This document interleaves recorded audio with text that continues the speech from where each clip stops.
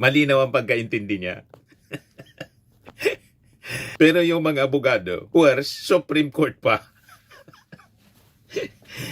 Kaya tama yung sabi ng ibang mga constitutional expert. Kailangan nang sundin natin. Kasi kahit mali, ang Supreme Court is still supreme. Boss for right and wrong. Supreme in error. Di ba? Yan ang sabi ng mga legal experts. So kailangan pa rin anyang sundin. Pero nakakalungkot. So that is normal. Kasi iyan, kahit mga justices na yan ng Supreme Court po, mga tao pa rin yan. Pag mga tao, normal na magkamali. Di ba po? O ngayon, maging si Kiko Pangilinan na isang abogado, ang sabi mga kababayan ni Kiko, arrogated unto themselves and exercise the HOR sole power to initiate impeachment proceedings, the Senate's sole power to try and decide impeachment cases, and by adding more requirements to the 3 modes of impeachment enumerated in the Constitution, took it upon themselves to amend the Constitution, a sad most unfortunate day for our constitutional democracy. Naging legislator na po yung mga taga-Korte Suprema, yung mga justices. Inamend na nila. Hindi man yung trabaho ng Supreme Court ang mag-amend. Ang trabaho ng Supreme Court po, mag-interpret ng law. Ang mag-amend, gumawa ng batas, trabaho ng Congress. Kinuha na ng Supreme Court yung trabaho ng Congress.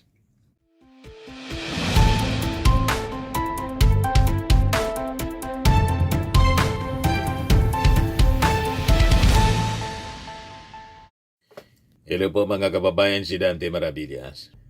Si Senate President Tito Soto mga kababayan, dati anti-chatsa siya dahil sa naging desisyon ng Supreme Court mga kababayan na nagbasura sa impeachment complaint laban kay Sara Duterte on technicality. Ayan tuloy si Tito Sen, naging pro-chatsa na. Sabi ni Tito Sen, nabulabogan niya yung konstitusyon. Kaya mabuti pa, mag-chatsa na lang tayo to clarify impeachment rules. Di ba? Mga kababayan, at itong si Tito Sen mga kababayan, mas matino ito. Hindi siya abogado, pero mas matino kaysa sa naunang Senate President na abogado, si Chis Escudero. Pag tiningnan mo ang kanyang mga posisyon at mga paninindigan, masasabi natin, si Tito Sen is greater than Chis Escudero sa pagkatao at sa pag-iisip mga kababayan. Si Tito Sen nga, mas naintindihan niya yung forthwith kaysa kay Chis. O di ba? Si Chis, binago yung kaulugan ng forthwith. Kung ano-ano na po yung para lang i-delay at nauwi sa archive.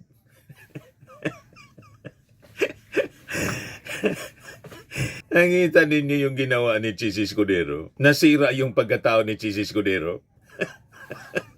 Walang ibang sumira, siya man lang po. Dahil sa kaka-defend niya mga kababayan sa mga Duterte, lalo na kay Sara, na imbis aksyonan agad yung impeachment complaint, inupuan, tinulugan. Inintay mga kababayan na magdesisyon on technicality sa proseso ng impeachment yung Supreme Court. Ganon yun nangyari. Sabi ni Tito Sen, ang ginawaan niya ng Supreme Court is an overreach. Yan ang sabi niya. Soto said, the decision which imposed rules of procedure in impeachment proceedings was an overreach into the legislative's power to initiate and try these cases. Sabi dito sa sa report ng Impact Leadership, it is a sad day for constitutional law students and professors. Yung ating constitution had just been amended unconstitutionally through Supreme Court overreach. It will take decades of retirements to correct this misinterpretation. When the law is clear, there is nothing to interpret, as any first-year law student knows. Impeachment is now an impossible dream, sabi po ni Tito Sen. Sabi naman po ni Kiko Pangilinan, si Tito Sen hindi man abogado pero nakaintindi. malinaw ang pagkaintindi niya. Pero yung mga abogado, worse, Supreme Court pa. Kaya tama yung sabi ng ibang mga constitutional expert. Kailangan nang sundin natin. Kasi kahit mali, ang Supreme Court is still supreme. Boss for right and wrong.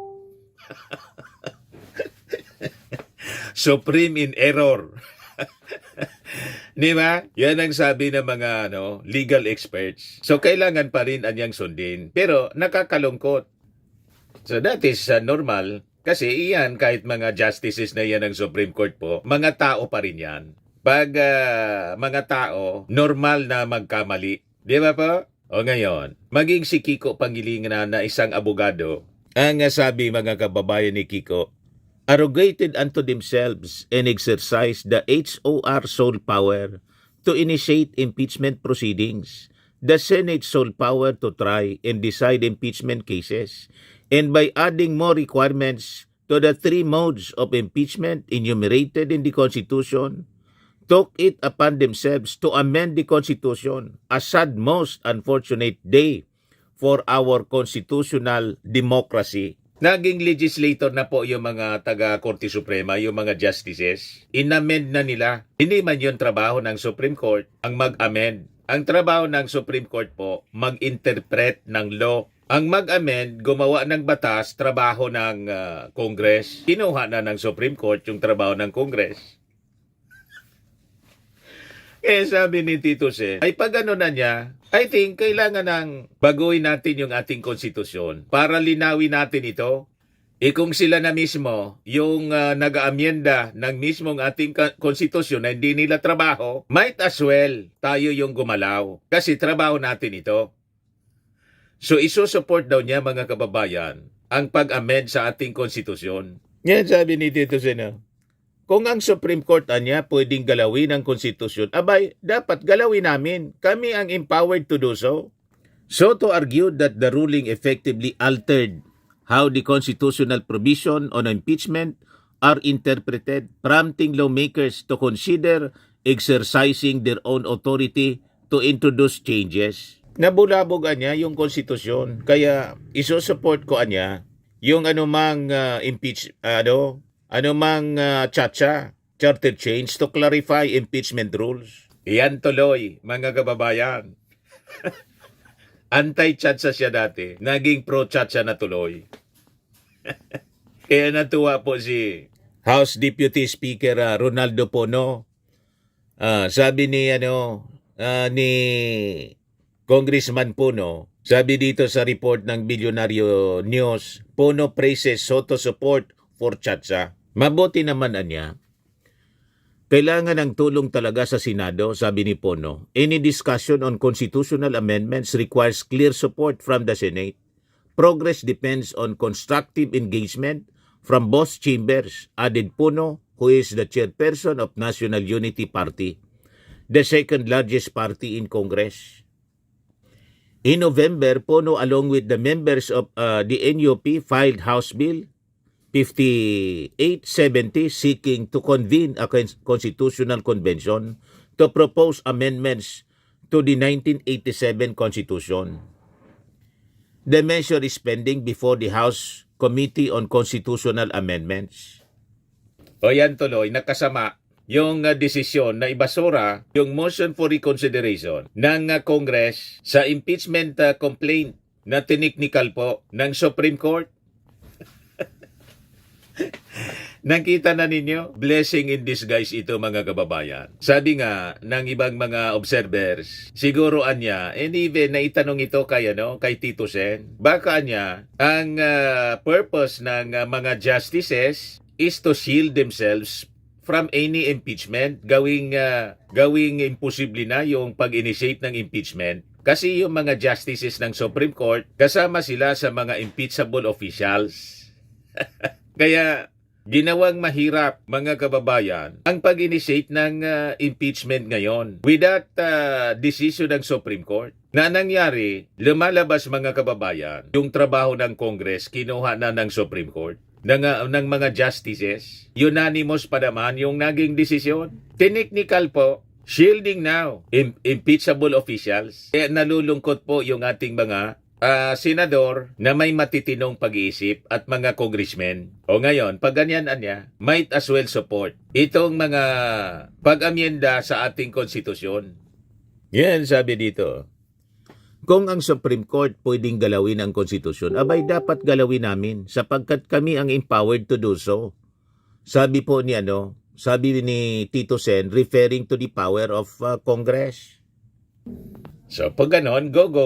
I-amend na natin ang konstitusyon. Dapat man talaga, amindahan na yung konstitusyon. Tulad nito, para klaruhin yung mga impeachment rules. Nabulabog yung konstitusyon po dahil dito sa impeachment case laban kay Sara Duterte. Talagang sabi nga dito, paribok. Pagulo talaga itong mga Duterte. Ginulo pati yung konstitusyon. O diba? Nawala sa hulog po.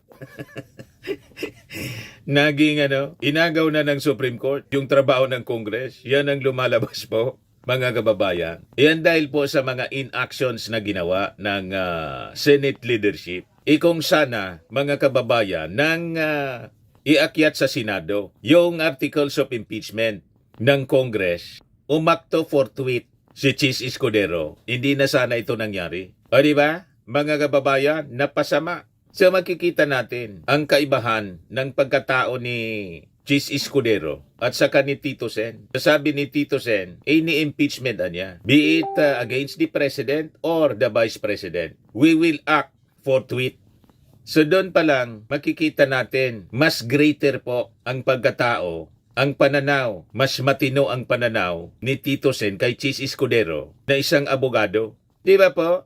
Kasi po sa totoo lang, ang issue po ng impeachment laban kay Sara Duterte, hindi man po siya personal, hindi siya partisan, lalong hindi greed. Isa po itong constitutional process, isang mekanismo na itinakda mismo ng ating saligang batas na para panagutin ang mga impeachable officials. At sabi nga natin, at pati ng ibang mga analyst, importante yung trial para doon natin makita kung talagang nagkasala si Sara Duterte o hindi. Kaya lang nakita naman ninyo po kung ano yung ginawa ng kanyang mga kakampi.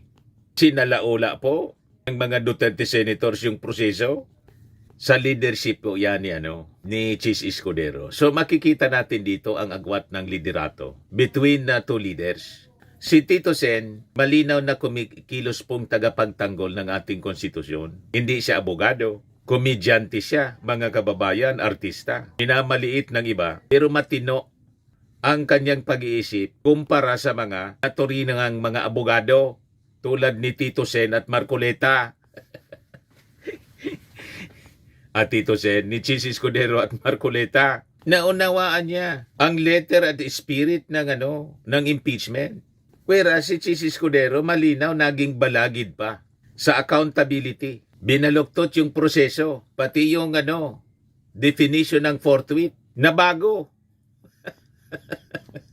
Pinahina niya po ang kapangyarihan ng Kongreso sa pamamagitan ng maling naratibo. Malinaw naman po, ang impeachment po hindi opinion. Ito po ay nakasulat sa ating konstitusyon bilang accountability mechanism.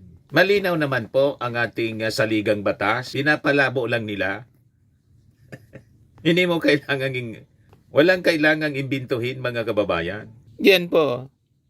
Ayon sa Article 11 ng 1987 Constitution, ang House of Representatives ang may exclusive power to initiate impeachment. Kapag may 1/3 na mga miyembro ang pumirma, diretsong itatransmit sa Senado. Walang discretionary delay, walang dagdag na kondisyon, walang bagong rules mula sa labas. Ito ang letter ng batas, ito ang spirit nito, accountability without obstruction. Sinalaula po ng mga Duterte senators. Si Bato de la Rosa naging abogado na, nag-motion to dismiss kahit wala sa kapangyarihan niya.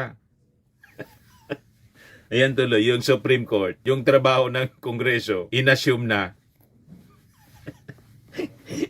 Binago yung konstitusyon. You see?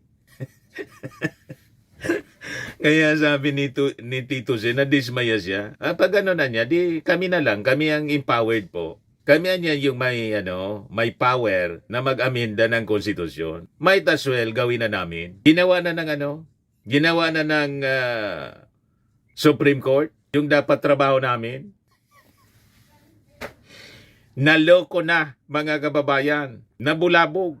Isang judicial overreach, mga kababayan, yung nangyari. Paglabag na po sa separation of powers. So, diritsahan po na sinabi ni Tito Sen na tumawid na yung Supreme Court sa legislative territory. Inamin mismo, mga kababayan, ng desisyon na naglatag sila ng rule para sundin ng Kongreso. Sila na yung gumawa ng rules para sa Kongres. Di ba po? Matindi ang mga pangyayari ngayon. Nagulo. So ang naganap, mga kababayan, is judicial legislation. Pagbaluktot sa balanse ng kapangyarihan, tahimik na pag-amyenda ng ating konstitusyon na walang mandato ng bayan kasi ang mandato sa pag-amyenda nandun sa Kongreso. Kita na ninyo. Kaya sabi ni Tito Sen, sa nangyarian niya, sa desisyong ito ng Supreme Court, naging imposible na niya. It is now an impossible dream ang isang impeachment. So kung hayaan, mga kababayan, na magdikta ang hudikatura, kung kailan at paano gagalaw ang Kongreso, lumalabas po, wala nang saysay yung Article 11. Ano sabi sa Article 11 ng 1987 Constitution? Ang exclusive power po to initiate impeachment rest in Congress. Nabulabog talaga po. Tama si Tito Sen, kahit hindi siya abogado, matino ang pag-iisip ni Tito Sen. May klaradong pag-intindi, mga kababayan. Kaya minsan tama po yung Bible. Tama talaga po yung sinasabi sa Bible. Aral ka anya ng aral, pero hindi mo makita ang katotohanan. Yan ang sabi sa Bible. Ever learning, but never able to come to the knowledge of the truth. Maraming ganyan po ngayon. Confused, tuliro. Hindi mo na maintindihan kung ano ang dumapo sa kanilang utak, kung bakit naging ganyan. Nalusaw na siguro. Basa ka niya ng basa, aral ka ng aral, hindi mo masumpungan ng katotohanan. Forthwith po, hindi na maintindihan kung anong ibig sabihin ng forthwith. Many times sinabi, agad-agad, immediately, forthwith. Ay wala po, inabot ng 5 buwan. Hanggang sa magdesisyon yung Supreme Court, technical yung proseso, inamend yung konstitusyon.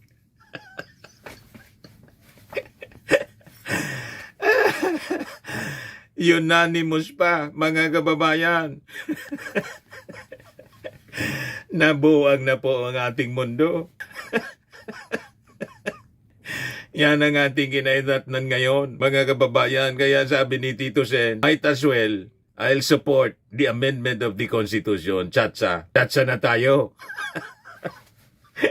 Kami yan yung may obligasyon yan. That is within our power. Pero ginawa ng Supreme Court, silang gumawa ng pag-amyenda.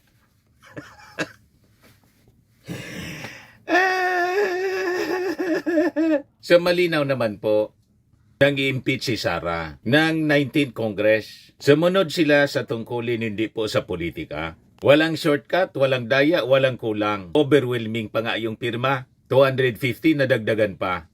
245 yata yon. So ang ibig sabihin, yung constitutional mandate po, fulfilled. Matik yung transmittal sa Senado. Nakuha pa. Nakuha na yung 1/3. Sumobra pa eh. Wala dapat na diskresyon na ipitin, patagalin o harangin. Pero lahat po baliktad yung nangyari. Mabibigat yung articles of impeachment. Hindi siya chismis. Yung bantaan lang yung ating Pangulong papatayin. Lahat tayo testigo.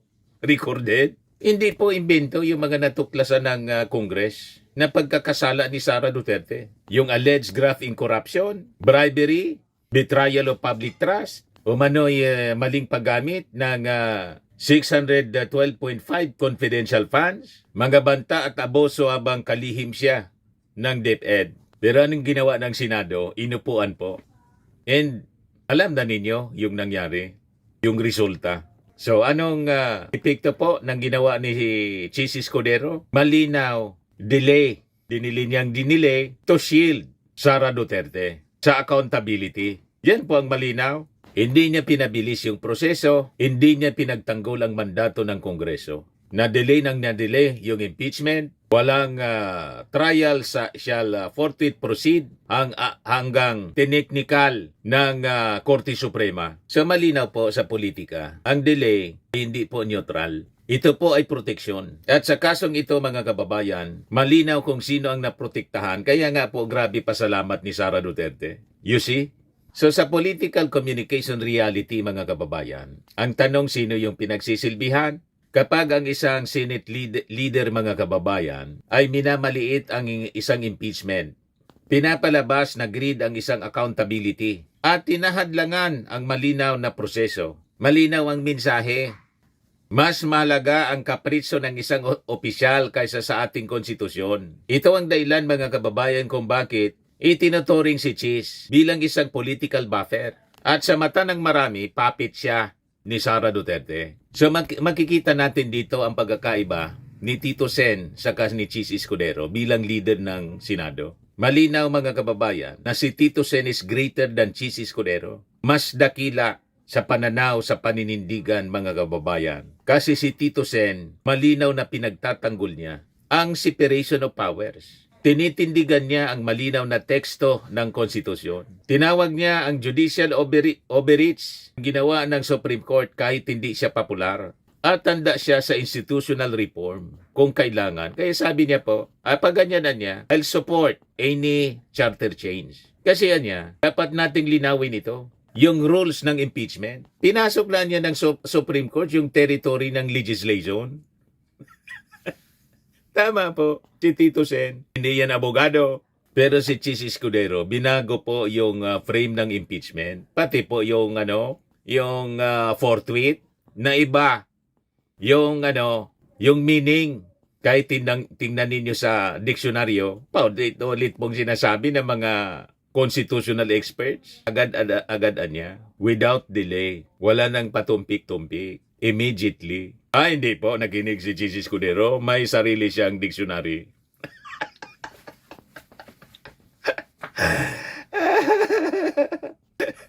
Nagsarili ng dictionary. Mga kababayan, si Cheese Escudero. Inatake ni Cheese yung motibo, hindi yung issue. Nagdulot siya ng delay na pabor sa ini-impeach po. And because of that, nangyari, pinahinian niya po ang accountability mechanism. You see? So ito po ang kaibahan ng isang statesman at saka isang operator. Kaya sayang po si Cheese Escudero, kababayan ko pa naman, isang Bicolano taga Sorsogon. Kaya nawalan tayo ng pag-ahanga kay Cheese Escudero. Naturingan na isang abogado, mas matino patuloy na mag-isip si Tito Sen kaysa sa kanya. Mas nakakaintindi pa ng batas si Cheese Escudero, pati meaning ng forthwith, pinilipit niya.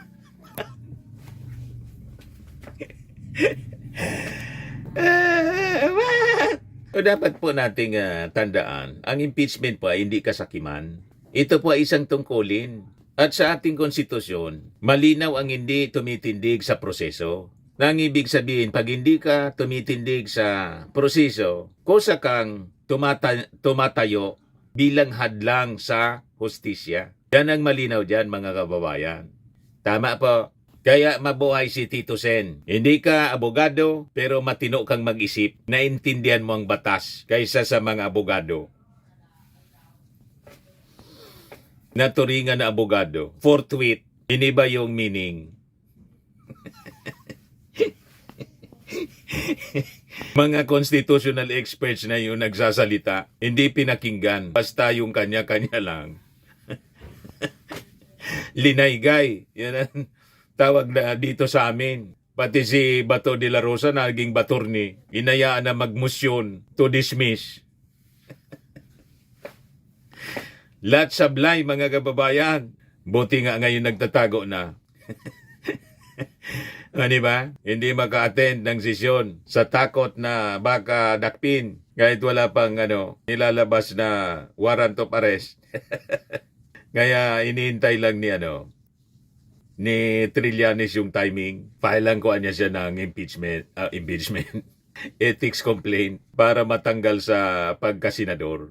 Anyway, yan lang po mga kababayan. Maraming salamat. Share po ninyo itong ating video para marami pong makapanood.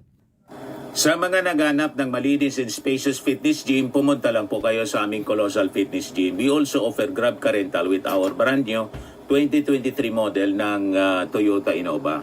We also accept booking for those who are planning to travel via PAL, Cebu Pacific, and other airline companies, local and international, and bills payment for Meralco Bills, PLDT, Aleco Bills, etc. Ang Colossal Fitness Gym is located at 3rd floor Security Bank Building, Landco Business Park, Legazpi City, Albay. For inquiries, look for Chilon Maravillas. Contact number 0966-802-0949. Yan yung aming Innova. Lagi na pong matao sa amin. Pati mga foreigners po, tingnan ninyo. Mga British tourists sila.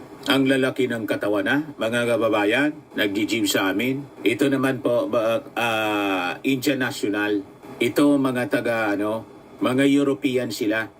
Ito naman yung bago naming product na binibenta online, Eye Glow Serum.